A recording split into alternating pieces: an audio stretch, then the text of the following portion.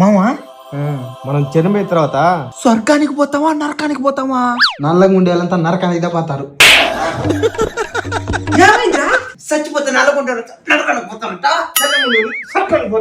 నల్లగా ఉండే వాళ్ళు తెల్లగా ఉండే వాళ్ళు చచ్చిపోతే నరకానికి పోయేది కాదు, బ్రతుకునేటప్పుడు ప్రతి ఒక్కడు స్వర్గానికి పోవచ్చు. నాతో రండి, స్వర్గానికి తీసుకెళ్తాను.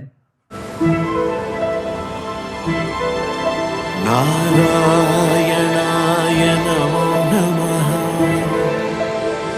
వాసుదేవ